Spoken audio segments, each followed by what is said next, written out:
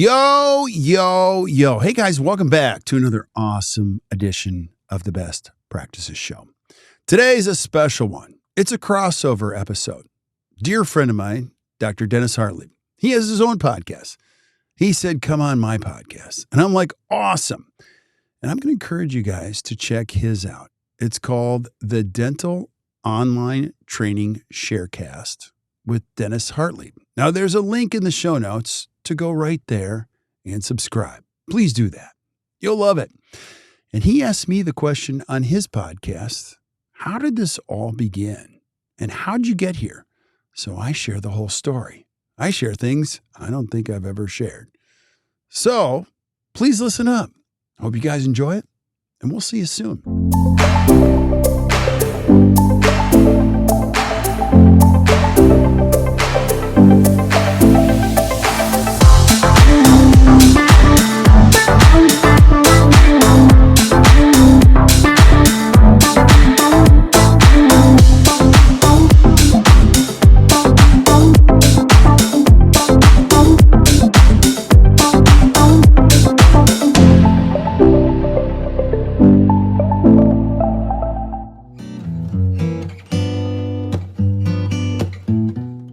Hello, Dental Online trainers, and welcome to the Dental Online Training Sharecast. I am your host, Dr. Dennis Hartlieb. Each month, I'll be talking with dental experts who are doing amazing work in the world of dentistry and talk about how they got there, where they are today, and their influences and their journey in the world of dentistry. And as a bonus, I'll occasionally throw in a few of my solo bonding sharecasts, where I share a little with you about what's going on in my practice and lessons that I have learned along the way during my career. So tune in every other week to hear our latest episode.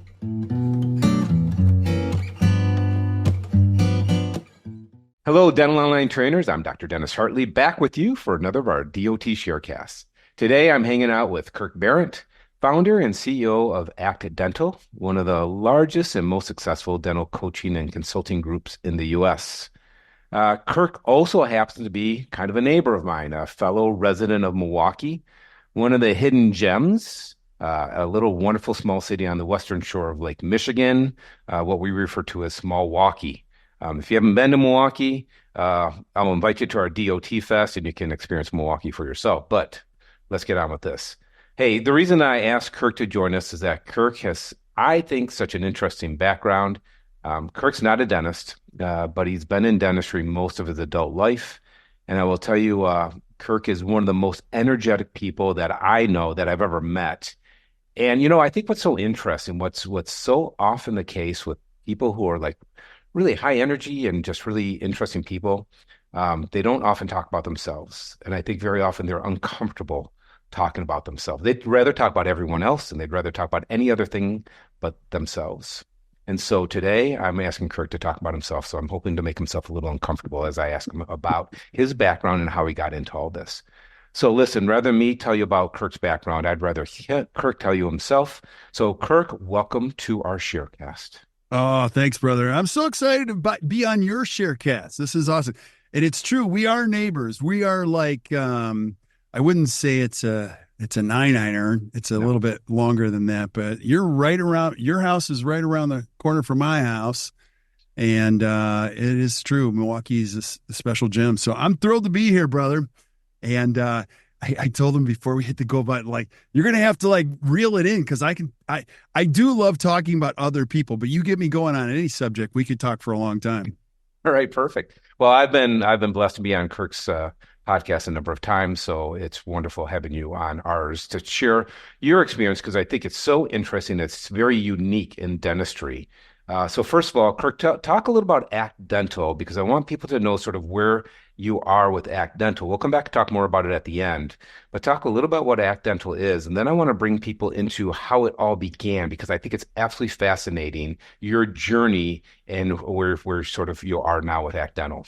Yeah. So ACT Dental, we're a practice coaching company, and I'll tell more about that and how that all evolved as we get going. But, you know, it started with the whole idea. I ended up working in dentistry and doing this early in my career. And then we are now in our 27th year. And we're just really committed to creating better practice, better life. There's a lot of great coaches and consultants out there. I like the word coach more than consultant because coach, I got to get you to think. Consultants will tell you what to do. Now, we do have to wear both hats where we will be a consultant at times to say, don't do that. But ultimately, we really measure the success of what we do when we can grow a leader who grows other leaders that grows other leaders. I mean, they can think, they understand, and they can navigate through their own problems. They become less dependent on us. And one more thing I'll just say about what we do and what's maybe different or what defines us, our core purpose, better practice, better life. There's a lot of great coaches out there, a lot of great consultants. I'm going to see them all next week. And they're friends, colleagues of mine. And they help people grow businesses and multiple practices and scale them and all that kind of stuff. And that's great. I love it when somebody has a life where they make what they want to make. They work with who they want to work with. They enjoy going to work. And at the end of the day, they go, dude, I love my life. That's my favorite thing. And I think time is the new rich. I don't care what people make. I mean, that's important. But I think ultimately the measure of anybody is like, what do they do with their time? Those are the richest people in the world. So our whole company is built on that premise. We've got a training center here. We've got 19 people on our team. We're just committed to helping dentists create a better practice and a better life. I think you said something really interesting. You talked about how you think of it as coaching. You need to have the consulting and the coaching. And I think very much it's like having a practice. You can't just be a leader of your practice. You also have to manage the practice. And so you have to wear both hats. And I think that's very interesting coming from that consulting thing. It's sort of like the same thing. Yes, we got to be leaders, but we also have to pay attention to the day-to-day stuff. We have to have the difficult conversations. We have to do all the things that make us tremendous business owners, but it's leadership and management. It sounds like that's sort of what you guys do from like a consulting end. Yeah, 100%. I mean, all of it, as you get into it, like the teeth, I'll say this, I'm not even a dentist, but like dentists love learning about teeth. And the future, I think dentistry is going to be challenged with this employment thing more than ever. And I don't think it's going to go away in your lifetime and in my lifetime. So I think it's important. It's always been our message. Like, you can get good at business, but get good at people and, understanding the business. And Pete Dawson, God rest his soul, told me at a very young age, when you get the right people and you put them in the right seats, you can produce twice as much in half of the time at the quarter of the stress. And so I just hear his words all the time as we look at what's going on in the world of dentistry. It's one of the other things you said. I was just listening to a podcast with Guy Raz, who does Wisdom from the Top.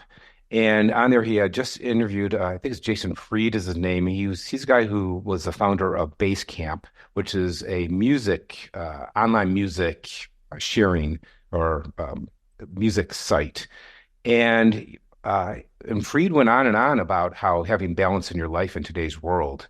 And he didn't say that time is a new commodity, but it really is. And he talked about how to create balance in their work environment, what he does with his team to allow them to have that balance. And you're absolutely right. This is without question, to me, the biggest challenge in dentistry now is our cohorts, our team members, and where so many people are demanding to have a hybrid work process where they're partially at home and partially in the office if they're going to go in at all. And we demand people to be there literally 100% of the time. How are we going to attract and attain, or maintain great team members? I want to talk about all that. I think we need to sort of cycle back into that because I think that's super interesting and I'm super curious to get your thoughts on that. But I want to go back in time. Because what I find so interesting, Kirk, is you know more about dentistry than most dentists, and you've never gone to dental school. So if you could, tell us, where'd you grow up? Where's your background? Yeah, so I grew up in Stevens Point, Wisconsin. Graduated from high school in 1988 from Stevens Point Area Senior High School. Very mediocre student, I could play football. So I walked on at the University of Minnesota back in 1988 after I graduated. John Gutekunst was the coach. We were terrible.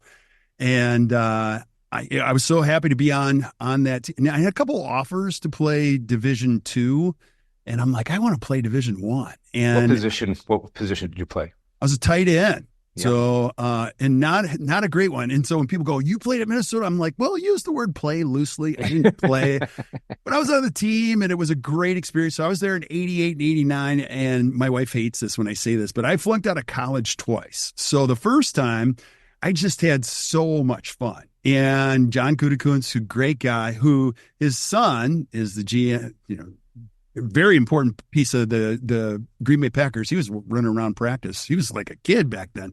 And I flunked out a second time. And Gutekunst was great. He's like, you're a great guy, but you got to figure out what you're going to do with your life. And I left and I actually moved back to Milwaukee. And I was a little bit embarrassed. My friends were all growing up, getting jobs, graduating, and I wasn't. And my family, very lower middle class family. My dad was in trucking. My mom sold tractors at Sears.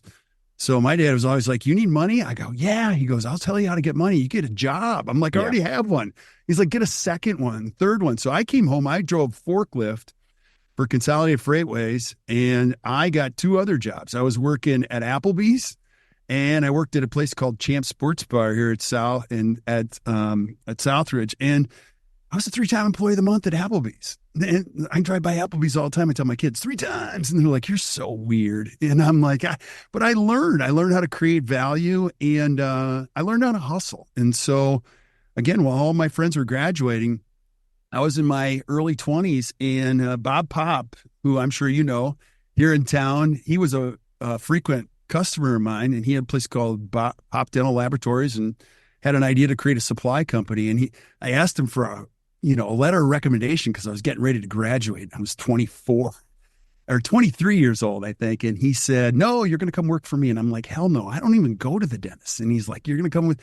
And I had a great experience. And we built a supply company out of the back room of Pop Dental Supplies and built it to a $3 million company because we were backdooring products from Accubite and over 600 dentists that I was calling on. And I love working. Like I actually love it. And so he taught me a ton. And then I was at the ripe old age of 24. Okay, hold on before you go further, because I want to take a bite out of a couple of the apples that you threw out there. Yeah. All right. So I'm going to go back to college because I've never got to hang out in a football. So many of the people who listen to this podcast know I'm a huge Michigan fan. I went to Michigan for undergrad and for dental school. And if you don't know, Michigan won the national championship this year. A big year for us, right? Great January. Yeah. But I always said there was a guy named Norm Betts who was a tight end at Michigan. Earlier than when you were there, because he would have been tight end at Michigan in the earlier 80s. And he actually was a freshman in dental school and played as a starting tight end under Bo Schembechler at Michigan. Yeah. And I'm like, how can anyone possibly do that? How could anyone, first of all, I am so impressed by these collegiate athletes that can manage the needs and the demands of being a college athlete, and then also the demands of being a student, but then also, so your first time for most people going out and you're socially independent from your parents, you're in this environment. For many people, if you don't know what it is you want to be doing, it's easy, I think, to get caught into the whirlwind or the centrifuge of the fun of college, because college can be a lot of fun. And so I want to take you back there because I'm just super curious. When you started going, when you were at Minnesota, and so you wanted to play football and stuff, were you thinking about at that point in your life, like, okay, I also have to sort of figure out a career, or were you just thinking, I'm just gonna get through college and then figure it out from there? Or what was sort of going through a 18-year-old Kirk's head? Yeah, 18-year-old Kirk's head would fascinate you. So I wasn't thinking really long term. I was so happy to be there, being a full-time, and now I was a walk-on, so I didn't have a scholarship at all. Right.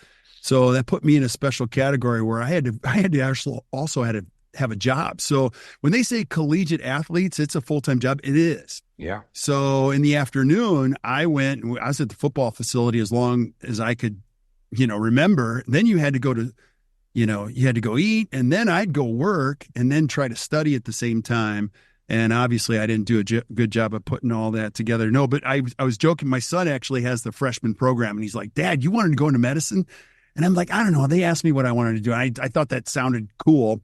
I actually had no idea. None whatsoever. So I was just there for the experience. So I didn't have any long-term thoughts on anything other than I'm just going to enjoy this experience and see where to go next. So nothing brilliant, but I really, really enjoyed the experience of being around those guys. And some of those guys today are still my very best friends, like I bet. very best friends. So an incredible experience. Band of brothers, right? I think when you start going through these, and then they're not battles, and I don't want to minimize, the real world of battles, but for a football team, you're together. You're in the mud, you're in the blood, you're scraping and clawing, and it's there's a real bond. I think that I hear that forms through these relationships, right?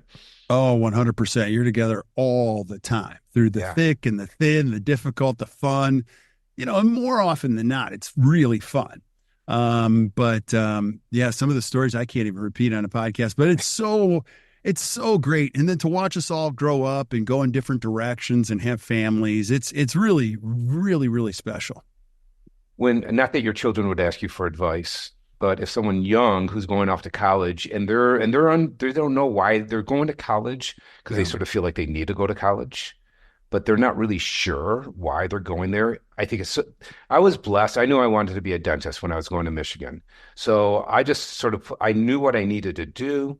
I talked to the counselors. Okay, this is what I need to do. These are classes I needed to take. And so it was easy for me. I just got on the track, and I just put my head down and I had my fun, but I knew what I wanted to do. And I always felt bad because there's lots of people around me who didn't know what they wanted to do. And I could see how much they struggled when they Right. didn't have that direction. So I'm curious looking back at it, what advice would you give to someone who's not sure what they want to be doing in their life, but they feel like college is the right avenue for them? Right. So I fit the category that you described. My dad, who is my hero, um, I didn't even know it was a choice. I'm not kidding. Like until I was in later part of high school, I had no idea that you could choose not to go. He's like, no, you're going. And he knew it was your ticket to get on to the next thing. And he's like, I don't care what you do. It's an obstacle course. You got to get through it and you'll learn a ton from it. And he said, he described it. He went to Whitewater. So he was an All-American there and he actually got drafted in the NFL. So my dad has always been somebody I idolize. And I would watch him go back to these Whitewater gatherings and not like shake hands, but he would squeeze these Mhm. guys, tell great stories. So for me, being that I wanted to please my dad and seeing what he has, even at this age, I'm like, I got to get some of that. The relationships were incredible. So, and me idolizing my dad, I just did the same thing. My kids don't even know that they're an option. I mean, my son is 16. He's like, I don't think there's an option here. There's not, Right. so I don't know. I don't think that's bad. I do want to recognize that people can make choices. If my kids ever said, I'm not going to go to college, I'm like, you got to do something, Right. So for me, college was an obstacle course and you learn a lot about yourself. And I would say even at the age of 25, I still didn't know what I wanted to do. So I think it's called the future pull. You just got to have something to anchor into. I don't care if it's college. I don't care if it's something. You got to believe the best is in front of you. Yeah. Yeah. I think that's really important. I think that's a huge, that's huge advice.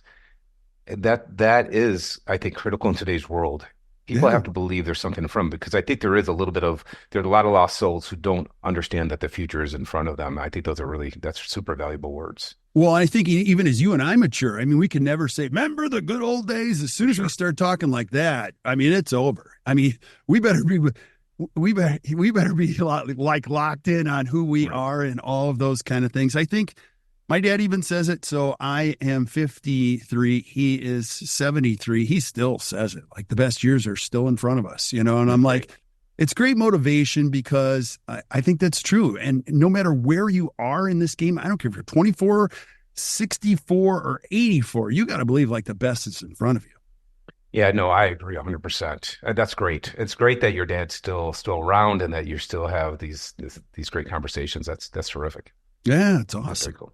It's awesome. All right. So you're out of Stevens Point and now you got to go make yourself a living Hmm. because you got to make a living. So Yeah. yeah, I love restaurant work. That's the only thing that I've really done besides dentistry. I was a a stock boy at a little China store and stuff for a little bit, but I was really just a restaurant guy. I started as a busboy when I was a kid, and then became a waiter. And so restaurant work put me all through dental school, undergrad and through dental school. I was a waiter throughout all my years in school, and I love restaurant work.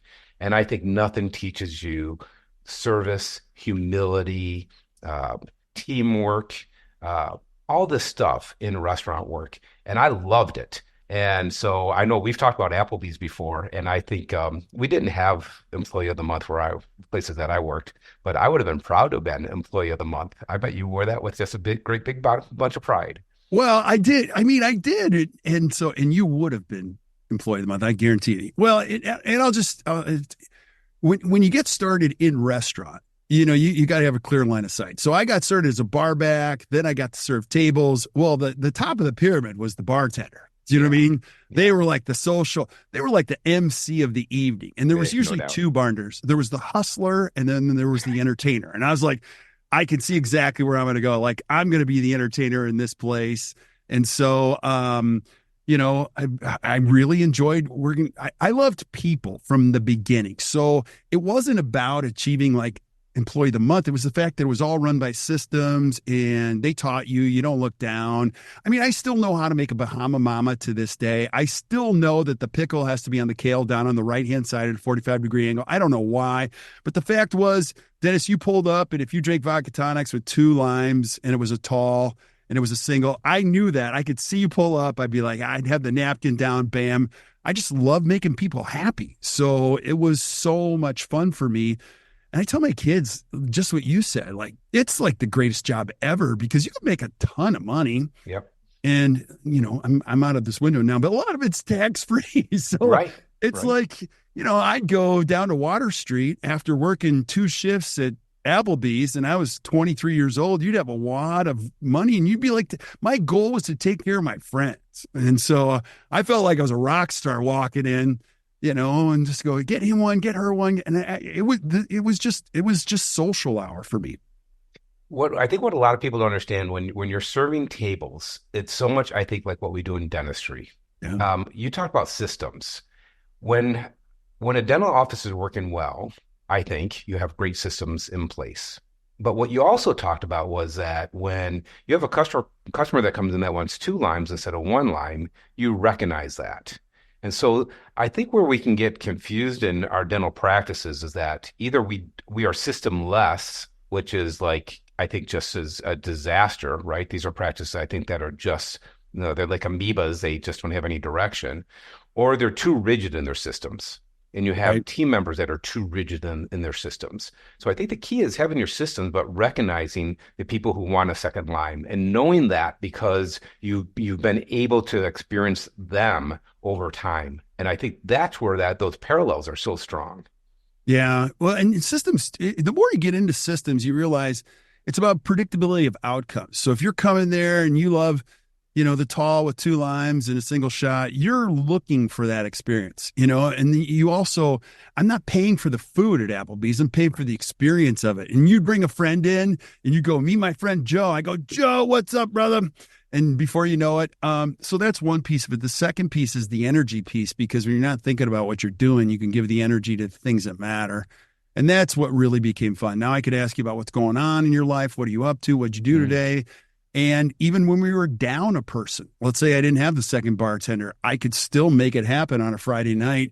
And people felt empathetic. They're like, dude, he's cranking it, where I'd have to be both people. But the systems, I wouldn't even look down. Boom, boom, boom, boom, boom, boom. So there's so many benefits to systems. And when you talk about a dental practice, one of the things that's important to recognize about today's environment is that if I'm an amazing front desk person or admin person, amazing, cheers, I don't want to come and clean up your mess. I want to come in and know this place is crazy organized so I can be me. I don't want to take work home with me. We could do a whole day on like the benefits of systems, but one of the things is files closed. I'm not thinking about work after work, It's done in the confines when the systems are designed really well. And one more thing I'll say about systems is every time you put a system in place, you're saving thousands of hours in the future. Thousands. You know what I mean? Like where you don't think about where the pickle goes on the kale or how many shots are in a Bahama. You're just making life better. So I think it's interesting how many team members want to come in and they want to do it their way and not follow a system. And I imagine with ACTA, you guys have to deal with this a lot. I know we have in our practice, and especially in today's world where there's such a high turnover rate and we just haven't been able to retain team members for as long as what we had traditionally. And I think systems are more valuable today than they've ever been because, I don't want to say we have a revolving door. We don't have a revolving door, but we have one person with 10 years experience in our practice as a dental assistant, but we don't have anyone that has more than over a year experience in our practice. So right. we've had to hire and rehire and retrain. And if you don't have strong systems, then it's impossible because people are going to bring in their own systems and then it's just a madhouse. Yeah, I would agree with that. And I think the bigger thing is the why, because we do get some very powerful people that come and work here and they've done it another way, but they have to see that there's a bigger possibility. So it all goes back to core values. I really love somebody with humility and they're talented and they're open. So there's got to be a bond beyond just the work. And so the work is the why. The why is really the bigger glue. And when people come in and they're open and they're humble, if I could go off on tangents, but hungry, humble, smart, Yep. you read any of Lencioni's things, that is so spot on. Those are the three things that we're going to be ultimately looking for in any type of employee. Then they're open to doing the systems. They understand the value of systems. And the other thing I'd say to any dentist that's listening goes, no, Kirk, I don't agree. You don't understand, is that I think when you've got a really good foundation of values, you're looking for the right type of people, you don't fall victim to it's better to give birth than it is to raise the dead. Now, let me explain. Some people are just like, it's so hard it's not really the new thoughts that are the hard ones. It's the old ones that are hard to get out. People say, well, that's the way we've always done it. For sure. And, in all fairness to them, it worked in the past. So it really takes a thoughtful leader to understand, hey, listen, that's where they're at. And I have to go through this thing called stages of change where I can't just put this on them. I got to grow them. I got to develop them. I got to develop a bigger why so that they go, ooh, this does work. Because we do see people in some of these courses, they go, I've been doing this for 30 years. I was the last one to change, but I did, and it worked. And so you got to have a little grace as a leader. Couple thoughts. First of all, I always think about the company Pontiac that made the Firebird and made all sorts of great cars back in the day. And Pontiac is no longer around. And, great organizations can fail. They can fail easily because they don't change with the times. And so I think that's a lesson for dental practices for everybody is that you have to be able to change with the times. Certainly COVID is, if that hasn't taught us a lesson, nothing will. But we have to be adaptable. Yeah. And you were talking about hungry, humble, and smart. And smart, just for those who are listening who aren't familiar with Patrick Lencioni, humble, smart means like EQ smart, not IQ smart, but EQ. How do you relate to other people? How well do you fit in? I'll ask you this. This is sort of going off on a tangent. I think humble is one of the most difficult things for us to be able to gauge or judge. And I think it's almost impossible to make corrections with someone. I think once you find that someone's not humble, I think that is their DNA.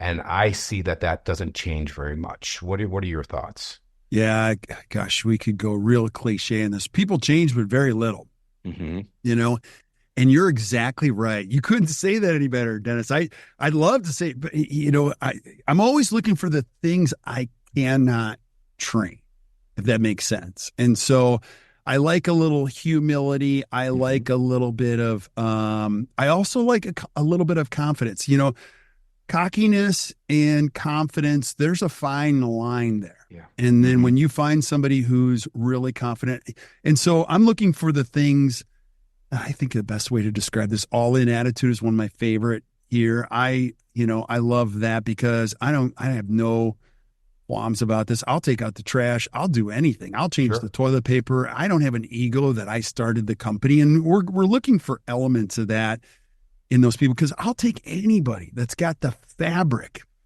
Julie's a great example. She was the one pouring us a beer before. She was the manager at Starbucks. There were days where she was down 2 employees and she's taking out the trash and happy to do it, saying hi to all the customers coming in. And when you see stuff like that, you're like, I don't care what she can do. She's coming to work for me. And she's like, what do you do? I'm like, come to work. I brought her to work.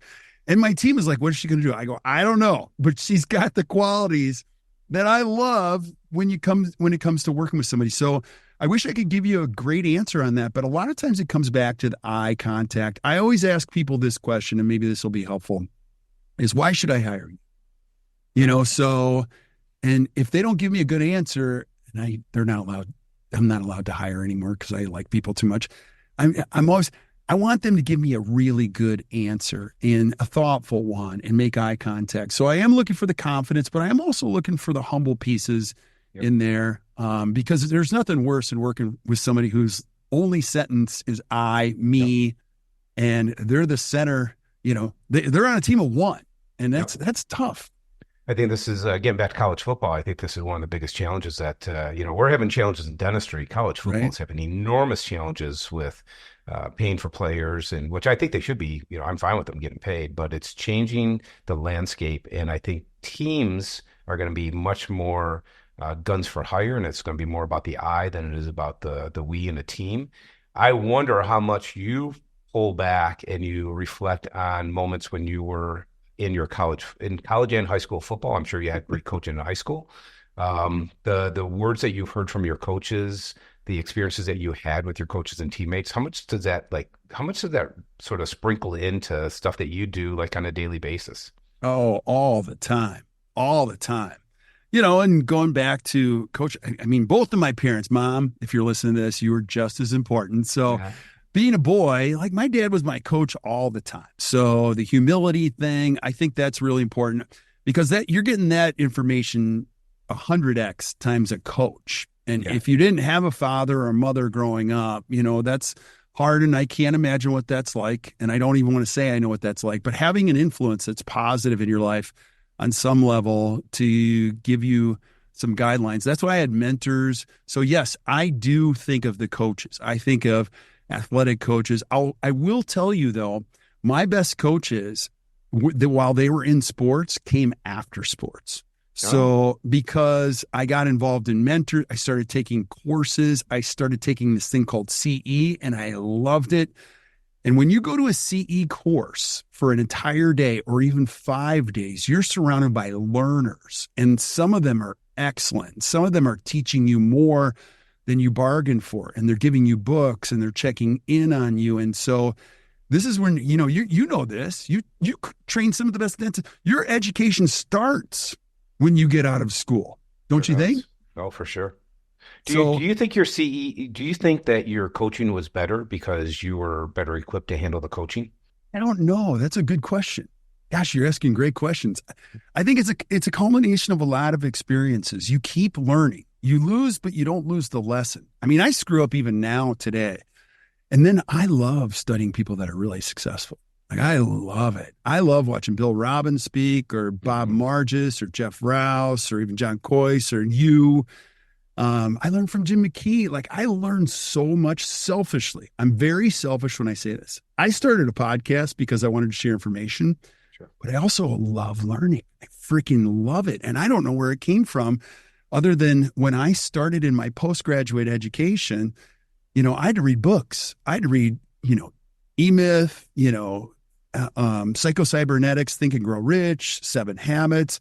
And man, I just got caught with the bug. I'd never read a book in my life before college. I think I read The Outsiders by S.E. Hinton, and now I freaking love it. And so, so I don't know what happened, but when you start to recognize that you love learning, and I can't get enough of it, I can't imagine a day ever where I go, I've learned it all.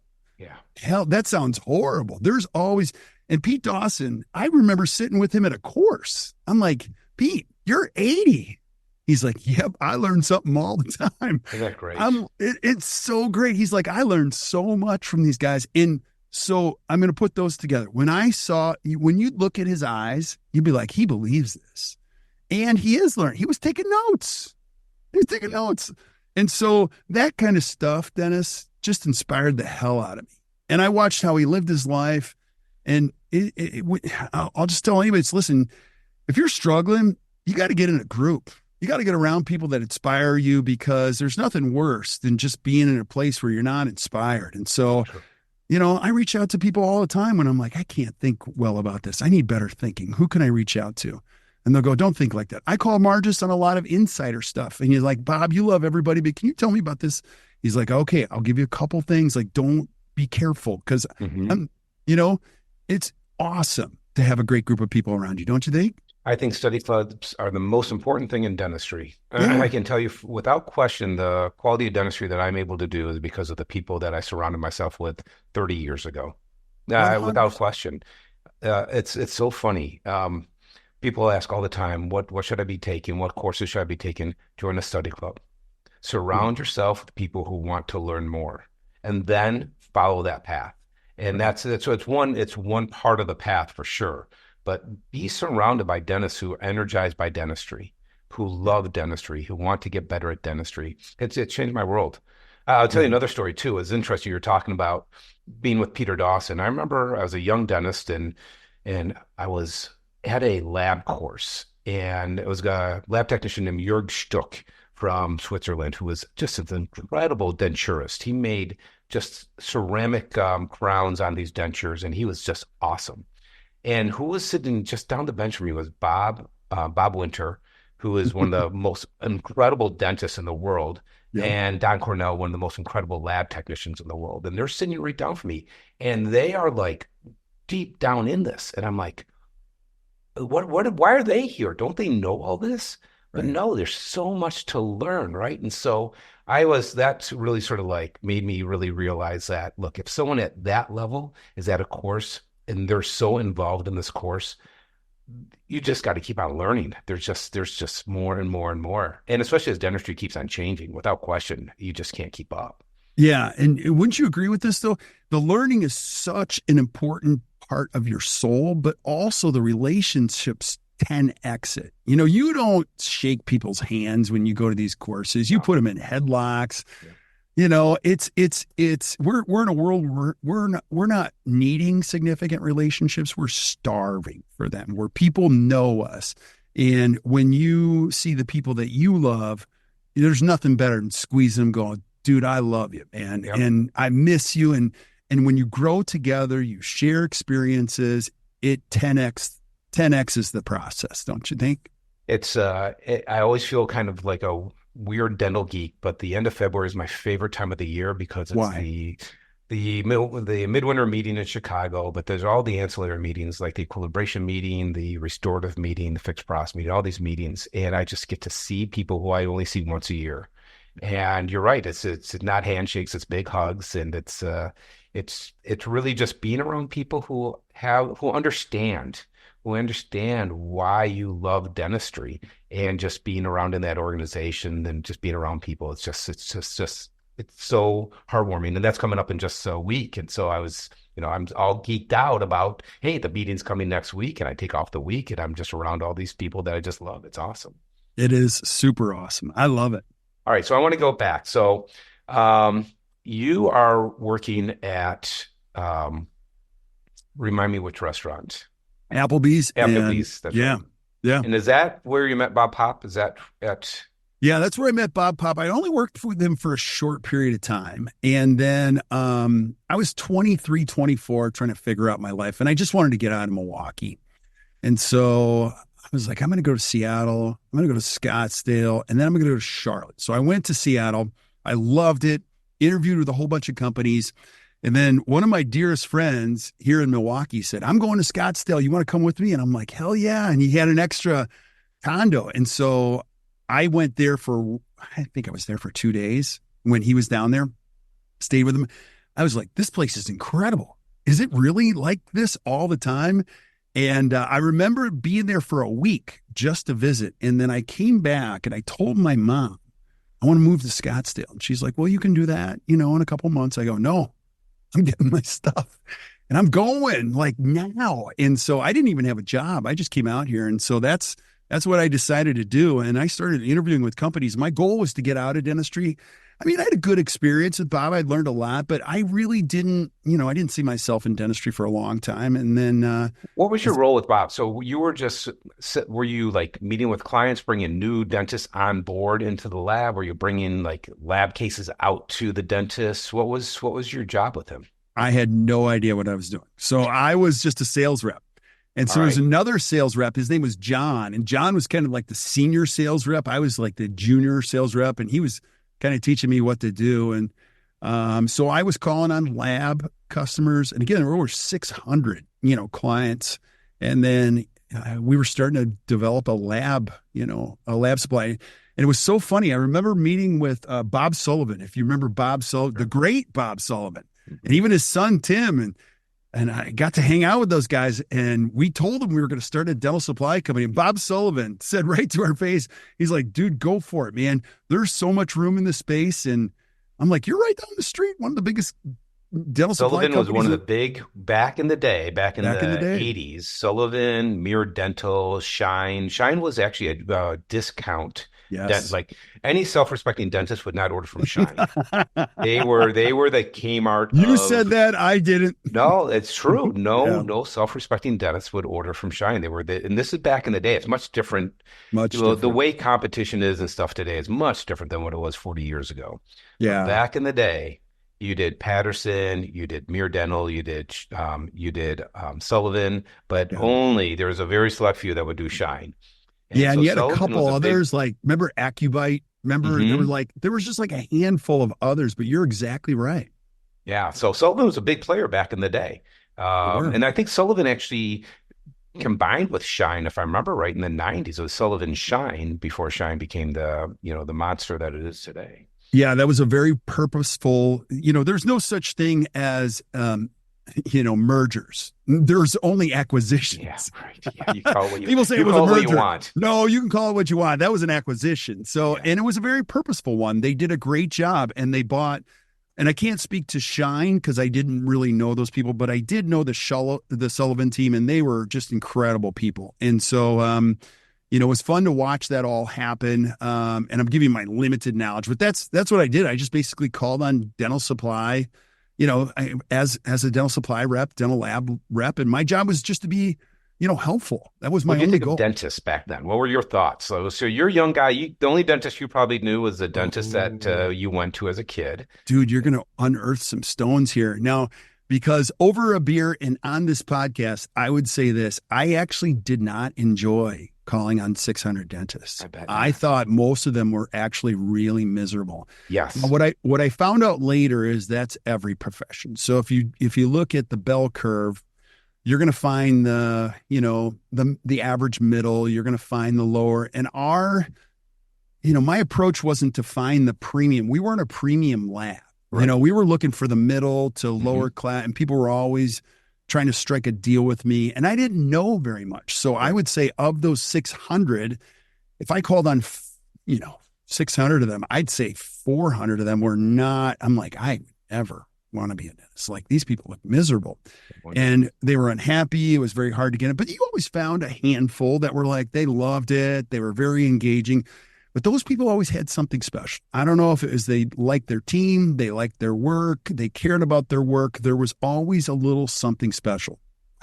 What's been your research? Well, I just, growing up, and I was never a gym rat. I was a lab rat. I was fascinated by dental ceramics and lab technician stuff. And so from the very beginning, I would just go hang out with whatever lab would allow me to hang out, and just, Right. and then you get to hang out with the lab technicians. And by and large, not all of them, but most of them found dentists to be pretty miserable creatures. Right. And, wouldn't pay their bills. I couldn't believe how many stories I heard about dentists not paying their lab technicians. Yeah. Over every lab technician I got to be friends with told me about dentists stiffing them.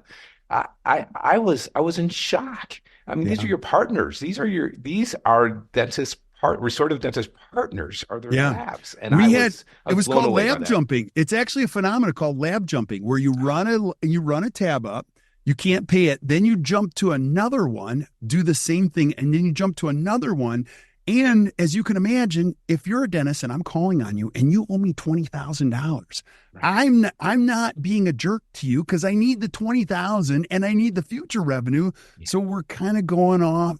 So that's what I would do. And actually, I felt like I would just call the home office and have them make those calls because I'm a wuss. So those were always like really difficult conversations. I sort of set you up on that. I was super curious. We haven't talked about it, but I was very interested to hear if that was your experience, and it doesn't surprise me at all to hear that. You're probably going to get me crying on here now. You're asking right? questions nobody's ever asked me. You know, it's sad because again, they are our main partners in any restorative dentistry. I mean, we need our periodontists, we need our orthodontists, we need the whole team around us. But we cannot be successful without these technicians, and their margins are so slim. I mean, they're as bad as restaurants or their profit margins. And and they work so hard and they're so devoted. It just absolutely broke my heart when I would work with these technicians and just hear these stories. I'm like, I can't believe it. I used to prepay my bills back in the early days. When I heard these stories, I would send them the fee for the lab work with the case because I just didn't want to be that guy. Like, right. You're getting the money before you even start the work. Yeah. And again, just like dentists, the lab techs that were really good back in the day, they had to adjust their business models to support the future. So we saw a lot of great lab techs go on their own and just limit themselves to so many units per month because and as a result, they would retain clients and their fees would go up, which actually was quite brilliant. So if they went and worked in their basement, and then a lot of them adopted digital. So I think the message here is that as the world changes, you have to be aware of how your business model can suit the future and yourself too. So it is absolutely true with what's going on in the world with digital dentistry. I mean, it's it's just crazy how much has changed. In fact, we're just looking at the lab day is coming up. It's Thursday, Friday, and I think part of Saturday of the midwinter week. And I was just talking to my partner, Chris. It's like, can you imagine if you look at this lineup 10 years ago, these lab technicians would have said, like, they're on crack. Who the heck's going to go to all these courses? And it's 95% digital courses. There's maybe like 5% analog courses. 10 years ago, there was maybe 3 to 5% digital courses, right? And it's just flip-flopped on its belly. And if you're not in tune with that, you're going to get left behind without question. Yeah. That's really that. And well, we'll talk more about this in just a bit. I do want to so I guess I asked you that question because you said you weren't really looking to go on into dentistry. And I was wondering if that was part of it, was that you were just calling on these very miserable people. And so and I know that where you are with Act Dental is different than where you were when you were with Popp Dental Lab. Do you think that the average dentist 30 years ago is more or less happy than the average dentist today? Do you think it's any different? Do you think it's worse or better? What do you think? I don't know. Gosh, you're asking great questions. I think it's a little bit of the same. It's just who you hang around with. Now, one piece of the puzzle that I didn't mention is once I left Popp and I went to live in Scottsdale, I found a company called the Business School for Dentists. And it was run by a guy by the name of Mike Schuster. And he was excellent just at, being able to teach the business part of dentistry. Now, I was only there for a very, very short period of time. I was almost there for 3 years. And I was one of their practice development analysts. So there were 6 of us. We had different parts of the country. I was the single guy, so I got the Northeast. And Mike was great because he made me go to education. I had to go to a place called, I actually went to see Peter Dawson speak. And I'm like, I don't really want to go watch this dentist. How old were you? I was 24. Oh my God. I couldn't even rent a car. You were younger than the dentist, than the youngest dentist that was in the room. Well, maybe. Right? Because a dentist coming out of dental school is going to be around 26, 27. That's true. There was an analyst that was younger than me. His name was Chad, and still one of my best friends to this day. And it was great being with those guys because they were great mentors. We had a lot of fun. A lot of them still great friends to this day, maybe read books, take courses. And Mike was great to me because for 6 months, I didn't have to do anything except learn. So I took course after course after course. So I got thrown into it. And so to answer your question, like happy, not happy, for me, it was a transformation that I went from 600 dentists, most of them being miserable, to now working with people that cared. people that really wanted to do more private care, people that were going to these places called the Pankey. I remember going to the Pankey Institute. I'm thinking, it's kind of a weird name for a place, and I loved it. Clayton Davis was my instructor, and Erwin Becker, and I remember being in the condos, and I remember thinking, I have never been a part of a conversation like this. This is so cool. And I was just soaking it in. I got to meet Dr. Mark Murphy. I got to meet some incredible people back then, Dr. Mike Fling. I'm just unbelievable people in that process. Some people might remember Jack Shirley. They might remember Tom Dawson. Greg Tarantola became a great friend of mine. And through that, I got to meet, one of my favorite clients of all time. His name is Dr. Frank Graziano, who was an instructor there. But here's where this all took place for me. As I was doing this job, these people like Frank Graziano, who is in Tuckahoe, New York, and just recently sold his practice, he'd say, come to my office, stay at my home. You know what I mean? I want to teach you what I do. And I'm like, why would you invest in me? He's like, come out to dinner. And he's one of many, Charlie Verapapa, are like, let me teach you how this works. And I'm like, no one has ever committed this kind of time to me as far as an education goes. So it was a special, special time for me. So my vantage point is a little bit biased because the percentages changed. Now I was around people that when you go to the Pankey Institute, I remember going to, Frank Spear's Practice of Excellence course. Remember those? Oh, Frank would let me come for free because I was just like a struggling consultant, Sure. Mm-hmm. And I remember I went like 8 times. He would let me come for free, but you're in a room with 400 other people who want to be there. They want to learn. It was a 3-day course. And man, I remember some of his stories to this day. And when you're in a room like that, it changes the way you think. It changes your energy and it gives you a better outlook. So that's a lot of what happened to me. And I'm grateful for that. I hope my kids have that kind of experience. I hope that if you're a dentist listening, you have that kind of an experience. And if you've been to Dawson, you've been a dentist in your club, you've been like anything, you already know the value of going to Chicago and being around these people. It just makes for a better life. How did you hook up when you were in Arizona? How did you hook up with that group?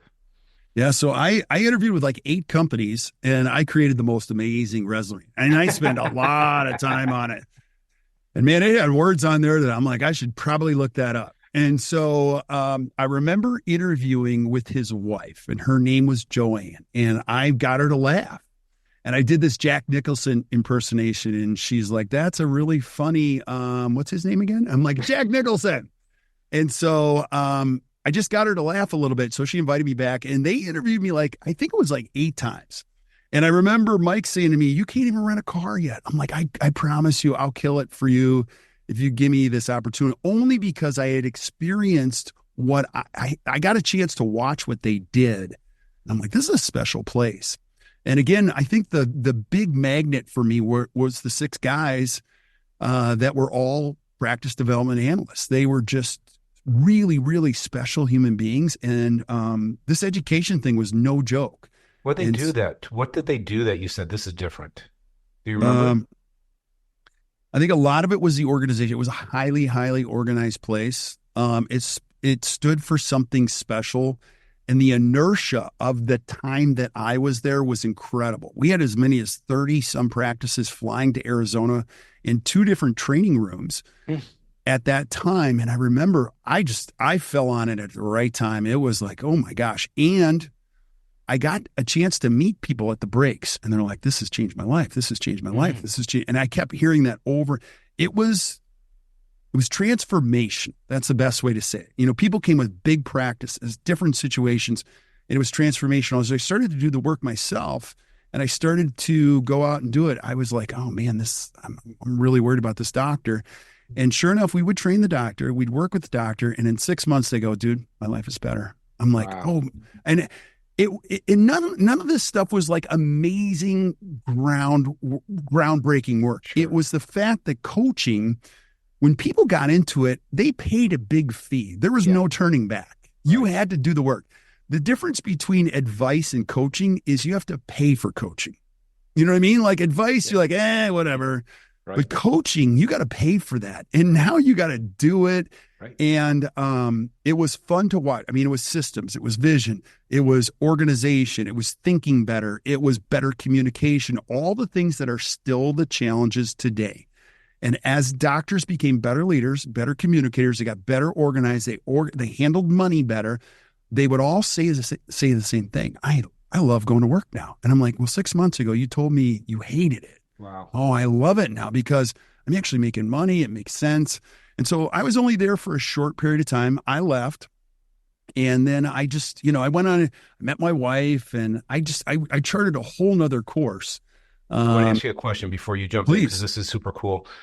The dentist then, not about happiness and stuff like that, but is the dentist different? Essentially, is the dentist different today than the dentist when you were going through that and as you were affecting people's lives and stuff like that? And you think about that type of dentist and you think about the dentist today, same type of person or different type of people? I think a lot of dentists go into doing this because they have a love for the science and they ultimately have a love for the people. So I think people are still the same for the most part. I think generationally they have changed and there's a lot more choices. Let me explain. You can't open up a web browser and not see multiple choices on thinking and education and even bonding and arguments on airway. I mean, heck, people can argue all day on zirconia now. Yep. It's just like, it's everywhere. So the choices are more. It's more, think about the training centers now. Back in the day, there was like Hanky. 3, 3 or 4. Yeah. And when a 5th one popped up, they're like, how dare a 5th one pop up? Because there's only 4, so there's more choices now. There's more options. And people always say, well, there's more debt. That is true. But that was the argument back then. And I'll go right there. My grandmother thought Elvis was the devil. So right. My mom always reminds me, stop, be careful with what your judgment is about the current state, because every generation thinks the next generation coming behind them is, it's not good. Right. And I think they are challenged with more debt, but I think they're all coming out. And I think if they can have the right influences in the right direction, it lends itself to a better life. But I'll tell you, even with the choices, ask any kid who's in dental school right now how much mail they get from DSOs. Mm-hmm. I mean, it never stops. I think a lot of these kids don't even know private care is an option. I'm like, do you know owning your own practice is an option? Well, I don't know, Mm-hmm. And so my argument is always like the Dennis Hartliebs aren't flying across the country or Barrett Straubs to go to a great meeting and say, hey, I flew all the way here for the next day to tell you how you can create a great private, practice and have a great life. And you can do it just the way I did. Because any dentist that's done it is golfing on a Friday. They're fishing. Yeah. They're at their cabin. They're not flying across the country to tell others how to do it. And I don't know. So I love this profession. I think it's an incredible profession, but it all starts with where are you going? And if you have a clear line of sight and people to help you, it becomes more and more meaningful every day. Let's talk about your diversion. So you took an alternate path. Yes, I did. And I shared this in the car. So we had a great conversation. We were driving. Kirk did a presentation for one of the study clubs I belong to. I've been a member of over 30 years down in Chicago area, Medina Country Club. Yeah. And so Kirk and I and Angela, we carpooled, and I got to hear some great stories. So Kirk, tell us about how you diverted. My little diversion. It was actually a big diversion. Thanks for asking, because I often leave this part out only because it's significant to me, but not to a lot of other people. And so when I met my wife, and I was working with Mike Schuster, she always asked me, like, what do you want to do? I'm like, I always dreamed of being an actor. And I met her at 27 and 28. I'm like, you know what? The window's closing. So I'm dating Sarah, who I'm married to now. And she's my best friend. And she's like, you should try it. I'm like, what? She's like, you should try it. I'm like, I'm getting old. She's like, now's the time. And so I actually decided to just try. And so I left and I went to LA, and she eventually followed me. We lived in a studio apartment, and she got a job so we could eat. And I left the whole practice development environment to try to be an actor. And there's a comedy club out there called The Groundlings. And so I was always going to try, like, that was going to be my thing. Because people always do ask me, like, do you ever want to be an actor or a comedian? I go, yes, I actually did want to be a stand-up comedian. And I got into the Groundlings. I got on the first level. So back then, The Groundlings like the second city of, yes, of Chicago. The Groundlings like the second city in LA, yes. So where all these great actors have come from. Yeah, the great comedians have come from. Yeah, if you ever go out to LA, go to the Groundlings and watch a show. And in the main hallway, you're going to see all the people that have graduated from there. So you're going to see Will Ferrell, Sherry O'Terry, John Lovitz. The list goes on and on of some of the greatest names in all of comedy. And so it really is, it's like the one place. And Lorne Michaels was out there quite a bit. And so I got into the first level. And the first thing I realized when you get in there is, holy moly, these people are crazy talented.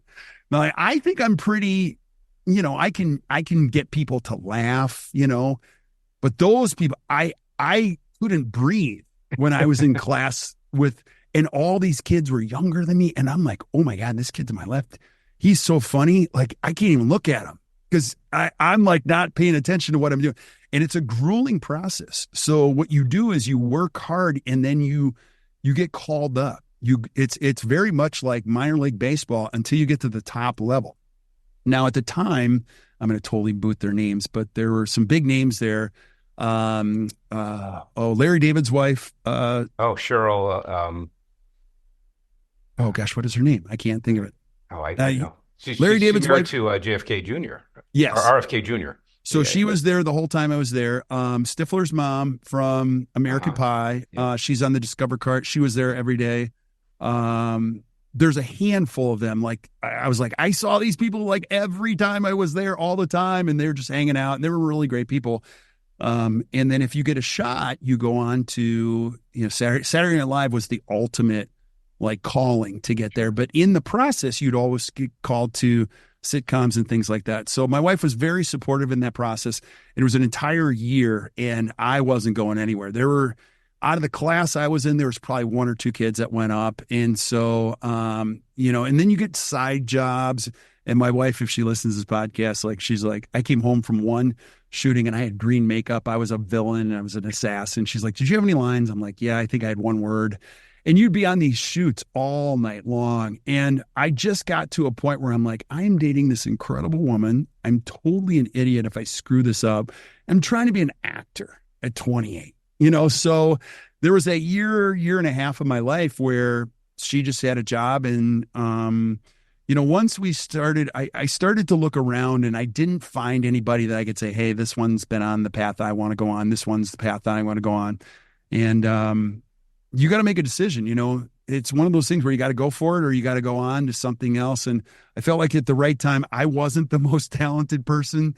And I recognized that over and over again. And you also, I think a certain type of actor that succeeds has nothing to lose. They're just like, it's all in. I got nothing to go back to. Well, I had something to go back to. And so Sarah and I decided to get serious and I started to get back in the game. And Bernie Villadiego, God love you if you're listening. He's a spear mentor. I don't know how we got connected, but he called me. He's like, I heard you're back into coaching. And I'm like, yeah, I think so. He's like, can you help me? And I remember going up to his office and I didn't have any clients. I did nothing. I'm like, oh, shoot. And he wrote me a check and I didn't deposit it for 2 days. My wife, who is my girlfriend, eventually fiance, she's like, Sarah, and now my wife, she's like, you should deposit that. I'm like, I got to look at it for one more day. I can't believe somebody would actually believe in me. And I remember depositing that check and I'm like, holy crap, somebody could actually believe in me. And I think that was the right old age of 28 and I was getting ready to turn 29. So that's how ACT started.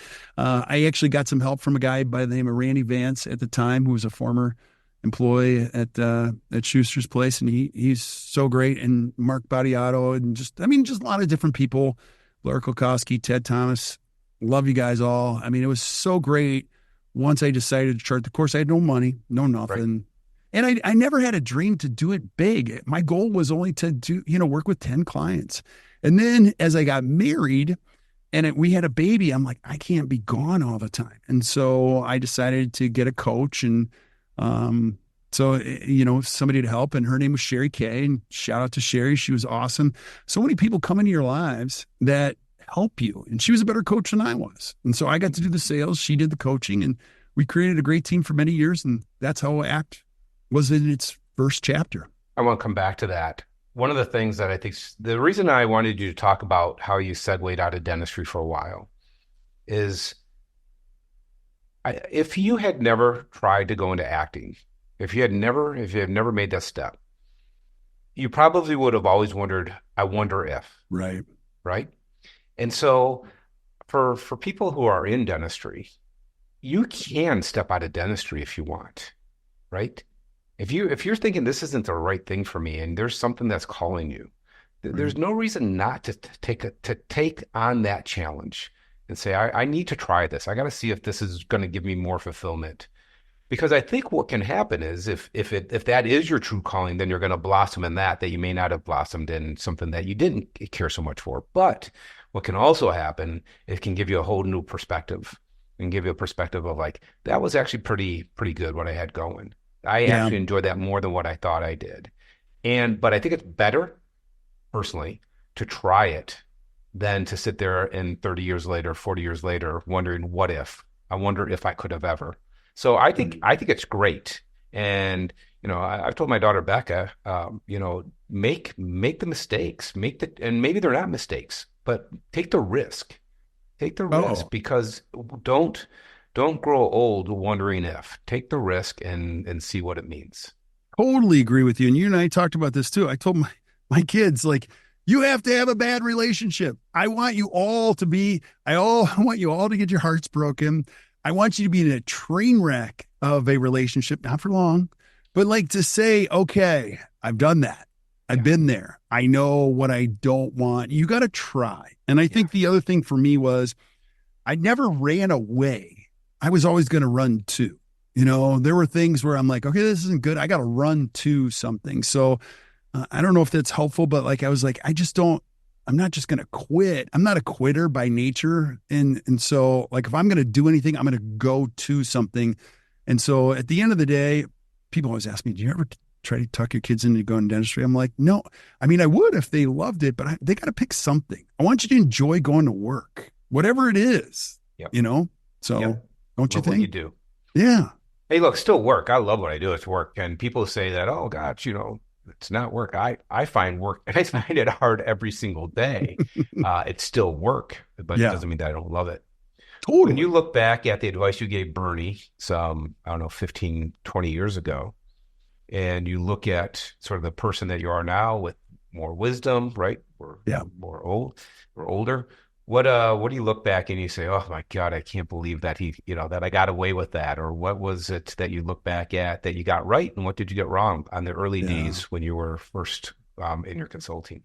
Well, I got a lot wrong, but as you can imagine, I borrowed a lot of stuff from things that I just knew were successful. So, and even now, none of my thoughts are original. They're just borrowing from the best, sure. So God love you, Bernie, if you're listening to this. Bernie's me. So we've both been clinically diagnosed as wusses, like we're just not. And, back in the day, I think the one thing that Bernie did that was he just started being clear instead of trying to please everyone. Just be clear, be clear, be clear. Don't try to be nice. Yeah, clear as kind. And so even now today, that's my number one problem is I try often to be too nice. And I've found that the more I'm clear and the less I'm concerned about hurting someone's feelings, the better it is for everyone. You actually enjoy it and you can actually have more fun with people. And so those are one of the things, those are some of the things that come to mind. And I look at the success that he had. He just decided, sometimes you just got to go and you got to be clear about your direction. And it's amazing how many people step up to help you. Things I got wrong. I think trying to keep people that suck the life out of you.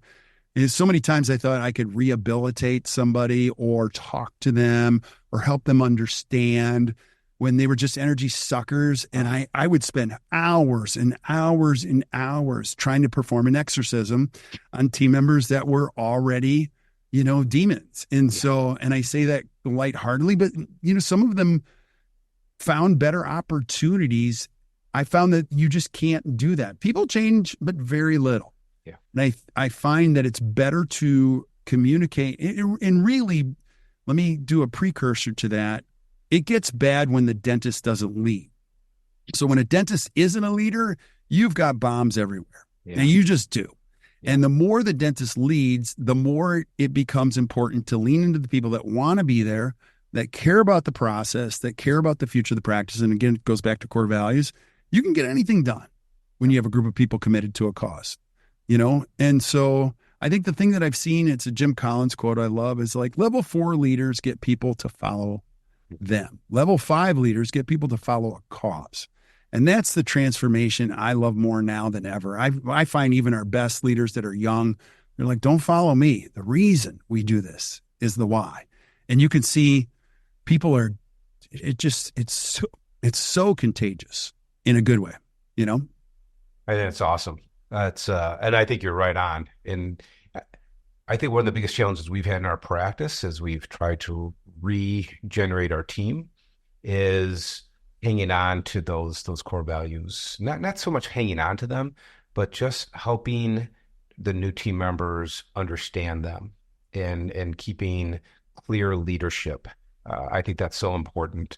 And but it's very challenging. It's hard to do. And I think you talk about this and you understand this way better than people who aren't actually doing the dentistry, on how physically demanding the dentistry is and how emotionally demanding the dentistry is. And the difficulty in dentistry of trying to manage and lead a team when you're trying to manage your patient and you're trying to do all the other things that's going on with dentistry. And then you have to do all that stuff and how difficult that is. Yeah, 100%. When you have the right people, life just changes. And you got to remember 30% of our breaths that are taken on this planet while you're alive are this place called work. And there's a new study out. It's called the American Time Study. You shouldn't look at it. It'll just depress you. But you know who the number one group of people is that you spend time with between 20 and 60? The coworkers. So, in a day and age, and it's just true, and you can look at the graph and superimpose it with the amount of time that you spend with your family, and it'll just depress you by looking at that. But I think the message here is, if you're going to go to work, and you're going to work with a group of people, you better invest in making sure they are the right type of people, and that comes with great intention. So I was the person that probably didn't listen to this. I didn't. I had a coach who's like, "Where are your core values?" And I was like, "Oh, I love that. Let's talk about core values." And he goes, "Where are they?" And I go, "They're not anywhere. They're in here." He's like, "Shut up." He's like, "They're your flag in the ground. They're non-negotiable behaviors. They're verbs of how people behave." Now, that's another thing people get wrong. People say core values are like aspirational, wonderful words that we all strive. No, let me make it simple. They're verbs. They're behaviors every day. Yep. This is how we behave. And when you get those right, it's amazing how people do things to help each other in an environment where there's rules. And so when somebody doesn't follow the rules and how to behave, they're called out on it, not just by you, by everybody else, and things get better lightning fast. Dentistry is a sport. It is an intense sport, and it's a bigger sport for the people listening to this podcast. Because if you're listening to this podcast up to this point, the words shade, shape, translucency, margin, those mean completely different things than a dentist who's getting their credits at a course. That is a body of work that's spiritual, emotional, and it requires a group of people who are locked in on why we do this, because work is hard. Yep. And it's one of those things where you just got to look around and go, listen, I know these people have my back and I have their back. And I hate to make it as simple as that, but you would be blown away by how much better your life is every day when you can honestly say that. So, Jerry Gottlieb helped us. I know you know Jerry. She worked with Jerry for so many years. And she helped our team develop our core values. And what I love about core values is that if someone is straying from the disciplines of the practice, it's not about the person. It's really about, are they representing the core values that we have for the practice? So It's not that this person's a bad person, that this person did a bad thing. It's just that the person's not upholding the core values of these practices. And so that is, like you said, that is the flag in the ground, and this is what we hold true. And for our team, this is what we bring up at our team meetings. We meet typically every week, and we review our core values. We identify things that we've done throughout the week that exemplify these core values. To thank those in our team who have shown those in spades, and it just helps us understand this is what we're about. This is why we're here to serve, and this is what we all need to be about. And if people stray, could be a dentist, it could be anyone on the team. We have to be held accountable to those core values. It's not about us; it's about the values. Yeah, and you got to go all the way with it. So I keep mine on. So we even created medals for each one of them. Like these are die-cast medals, and they're as heavy as gold medals. If there's a bigger size, I'm going to get a bigger size. But like we call it out and recognize it not only for clients, but for team members' behaviors, because you got to make sure that they're alive and well. So sometimes people just put them on the wall and go, "Yeah, that's who we are." No, I agree with you, man. You gotta make them as important as the behavior themselves. And so it's life changing. And I found that the more that you lean into your core values, the less crazy stuff you deal with. Let me say that again. The more you lean into your core values, like you really lean into them and you live, eat, and breathe them, the less crazy stuff. You don't deal with the crazy stuff. Right. You don't have the text chats going along the side between two employees that one doesn't like the other. You don't get the email from your manager in the morning going, "I got a problem with so-and-so." You just don't get them. Now, I'm not going to say you're free from challenges, but you don't get the weird stuff they used to get that kept you up all night thinking to yourself, "I don't enjoy this anymore." I agree 100%. It really is. They're critical for those who are starting out their practices or have their practices and you don't have well-defined core values. You really need to work on that because it really sets the tone for the practice. How would you, if you were someone out there and they just wanted to read something and start figuring out, all right, I got to start leaning into core values, where would you go? Yeah, I think my favorite book, hands down, it's my favorite business book of all time. It's Traction by Gino Wick. So if you don't like how dry that is because it's very left brain, it's very much step by step. But he more than anybody lays it out. This is what they are. This is how you evaluate people. I love Lencioni's stuff. It's great, but it's a little more subjective than it is objective. And for me at the stage in my career, I needed a step by step.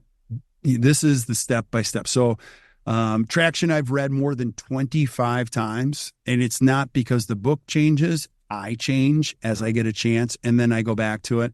And it works. And so it tells you exactly what to do. I mean, I would highly recommend it. I also listen to it regularly on Audible just to keep me on the rails, because you can be exposed to great information and then you forget it or you don't apply it. The question becomes, how much do you use the best information in the world? And I know multi-million-dollar companies that live, eat, and breathe the EOS system, and I am here to tell you it works.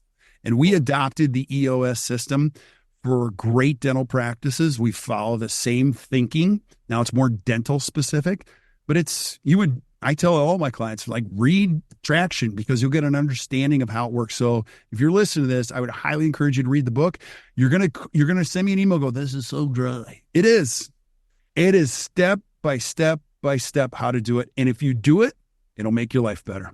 Fantastic. Yeah. All right, we want to touch on the new team member before we finish up. So give me your thoughts. The new team member? Yeah, in today's world, in today's hiring world, in today's, it's interesting. My daughter's 27, Becca's going to be 28 this year. Yeah. And, she has spent half of her working career remote.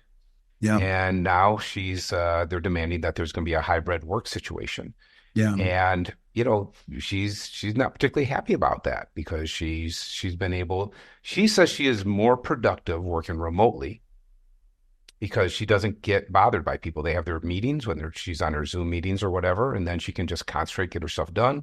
If she finds that she's not being particularly productive, she can take a break. She can go exercise. She can do whatever. She said when she was in the workspace, she got bothered. People come over and she'd be in the middle of working on something and someone would come and start talking to her about something. Then she'd get sidetracked and then there'd be someone else who would come over. And she says she's just more productive in her environment. Yeah. And so I believe that. I don't think she would lie about that. She may be wrong. That may be subjectively what she's feeling. Right. But there's a lot of pressure for hybrid work environments. And so since we're hiring people that are, traditionally not college educated, right, for many of the roles that we have, some are, many are not. How are we going to hire people who don't really want to be coming in and clocking out, especially with the hours that we typically work in a dental practice? Yeah. And so you're my friend, and I can tell you that is a legitimate conversation, but it's not a limiter across the board. Let me explain. So I'll make it kind of simple. And people that are listening probably aren't going to love this part, but the truth of it is if you're a dentist listening to this, the game has changed forever. It's forever. It's never going to go back to the way it was. And it's harder than ever. Right now, I can go on Indeed. I can copy your ad. I can paste it into ChatGPT, and I can tell ChatGPT to write me the perfect cover letter and perfect resume so I get this job without an interview, and it is magnificent what it writes back. So if you're putting out an ad and you're hoping to find somebody, those days are over. I think the real transition in our thinking or transformational is you're now a college recruiter. That's it. And you got to think like one, which means you got to be on the lookout for great talent in all of your community. And like you said, the thing about a dental assistant or an admin team member, and sometimes a hygienist, is that's not their primary career drive. A lot of kids do not wake up at the age of 14 and go, I want to be a dental assistant. Sure. They do. That's great. And there are a few of them, but overwhelmingly, that's not the consensus. And so when you do find somebody like this, you got to make sure they're built with the right thinking. So I always think, stop placing ads, because when you're placing ads, you're getting to two final resumes. And what you do is you pick the least worst. That's what you're doing. You're like, these both suck. Which one sucks less? That's what you're doing. Yeah. And that's terrible. It is. I think ultimately when you protect the walls of your office with people that think like you do in core values. So number one is, I think you got to have the core values. You got to put them in the ground, because I'll tell you, with 19 team members, I'd have to very few, if I probably have one or two that I found through a search, one or two. Everybody else that's come here is like, I got a friend who would totally eat this up, and they're crazy talented. And I'm like, game on.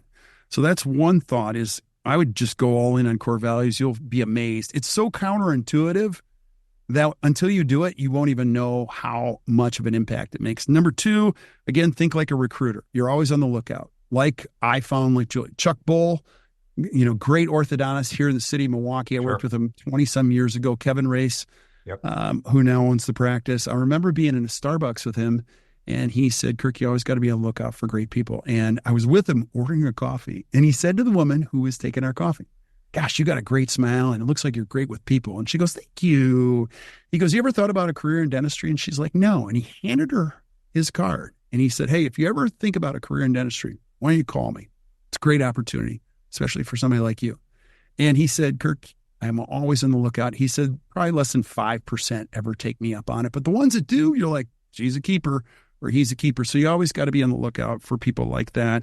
And that's the second piece. The third piece, I would say, well, go ahead. I was going to say, Angela has one of her best team members that we met at Cheesecake Factory right after COVID. And I said, if you don't ask her to join your practice, I'm going to ask her to drive to Chicago. And she's awesome. That is awesome. So there's tons of examples on that. Tito Norris, he's got a team member. I think he found her in an art gallery. She's unbelievable, and you just got to be on lookout for great people. So the next thing I would say is you got to have a bench. And so speaking to the hybrid, I think every business has to have a bench. A bench includes, that part of recruiting and the next piece that I'm going to talk about, which is margin, which is I have enough profitability and enough space between our limit. Margin is not the space around teeth. It's the space between your limit and your load, which means we have enough collecting this month. I got enough in the bank. We're not over scheduled. Like, we're actually running not too thin, that I could have a person either with me on the bench who could go in a short stint, or I could call into the game when we're tight. So I'll give you an example. Dr. Barrett Straub, who is now our CEO, he had a woman named Patience. Shout out to Patience. Patience retired years ago. She was one of his best administrative team members of all time. She said, I'm done. And he goes, can I call on you when I need you? So he's always been good to her. And in a pinch, she would come and work. She's like, listen, I'm only going to work for a couple of days. I'm not working full time, but I'll help you out until you get somebody else. That's a great example. And so we even use Patience. I'm like, Patience is awesome. So finding those people and continuously being good to them and giving them that flexibility is great. Well, let me go back to the margin thing, because this is going to tie into what's going on in dentistry right now. That's why it's crazy important to move. I'm not going to say you have to get out of PPOs completely, but you can't play the PPO game because your margins are going to be pinched. You have no room. You're super people heavy already, and you just need more and more people to support this machine, and you don't have any money when you're too heavy in the PPOs. And as you get away from the PPOs, and here's the bottom line, how many of your patients pay your full fee? That's the bottom line. I don't care how much delta, blah, blah, blah you have in your practice. It doesn't matter. Right. If you have 1,200 patients, how many of those 1,200 pay your full fee?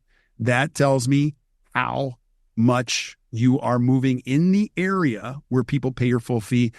Thus, you have more profitability. Thus, you have more to pay people, and thus you have more margin.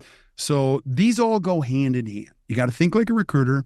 You got to have great core values, and you have to have margin emotionally, financially, so that when a team member comes to you and says, I got to go home, you go. I got somebody from the bench. I got somebody who can help us. Or I can just say, let's go light. I have team members all the time say, I'm going to work from home. I know it's part of the environment. Right. And in dentistry, I think you got to create an environment where you can't work evenings. Here's one more complexity. If you're seeing patients after 5 o'clock, don't hate me. You don't have to like my message. That means you're not giving patients a good enough reason to come in before 5 o'clock. And I can already tell you, you don't have a great team, because the best team members out there don't want to work past 5 o'clock. And you're also serving a patient base that thinks you're cheap and you're easy to get to, of which they will leave you in 1 second. So seeing patients in the evening and on the weekends is dumb. I just think it's dumb. You can give me as many reasons as possible. They're all dumb. Please don't hate me for that. As someone who worked weekends and evenings for 10 years of my career, I can tell you, the day I decided not to do that was the best day that I had in dentistry. Yeah, because you're refreshed, you have better team members, people come in and they pay your full fee, and you go, why didn't I do this earlier? And you're not missing out on, in my case, I wasn't missing out on my child's life. I wasn't missing out on the experiences she was having on the weekends, because I was, waiting on patients who wouldn't come in during the week. And same in the evenings, I was missing evening opportunities, and I said, this is too much, and it's enough. And that was the best thing that I did. It is. So, will you have team members that'll say, hey, listen, I can't, you have to be ready for almost anything. And while I can't control the future, I can control a few things. I can control where our business goes. I can control our core values. I can control our hours. I can control our fees. And when a team member has to go, you have to be smart enough as a leader to go, she is amazing, and she's dealing with a lot of stuff. One more piece that I'll put in there is we highly recommend check-ins. So our coach makes us do this, but at Act Dental, if you're an employee or team member here, you have to have a check-in, with somebody who is your coach. They might be your supervisor, your boss. That's true, but we like to think of it as a coach. We just want to know how you're doing. And you don't have to tell me anything about what's going on in your life. We're going to leave space for it. And your team members will proactively tell you, I'm not in a good place right now. Mental health is very serious. I am not a mental health expert. I don't want to claim to be. I'm going to put a system in place that allows me space to just talk or listen to a team member. And if they're in a tough spot, I got to be able to rally the troops, and I want to proactively mitigate it as much as possible when they've got potential challenges going on personally. Yeah. And when you have a regular system or cadence of checking in with great people, they never I don't want to say they never leave you, but they are less likely to leave you because they're going to tell you when they're not happy months in advance before they leave because you're doing the check-in. Yeah, Here's why you're going to do the check-in ultimately. This is my favorite thing I've ever heard. I heard a dental assistant say one time, I work for an amazing dentist, but she's an even better human being. I would kill for her. And she earned that dentist. And so what I'm talking about are processes that allow you to mitigate that and team members to go, hey, listen, my boss, either you care or you don't care as a business owner. You want to make sure your processes scream, I care.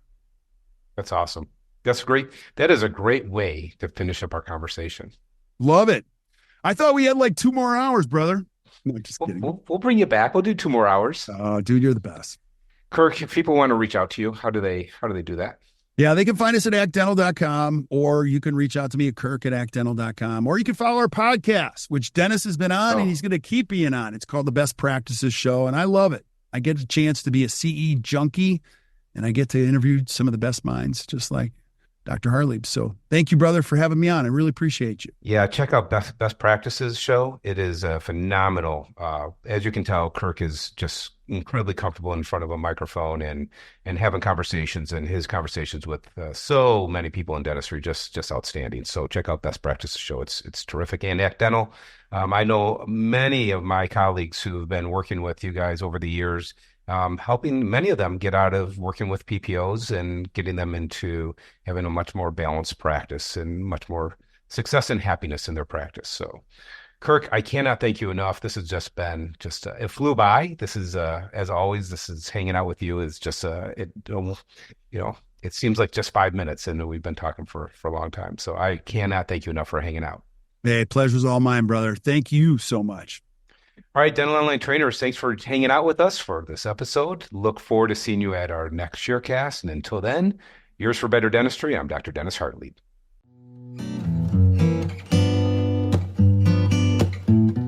Well, thanks so much for listening or viewing our Sharecast today.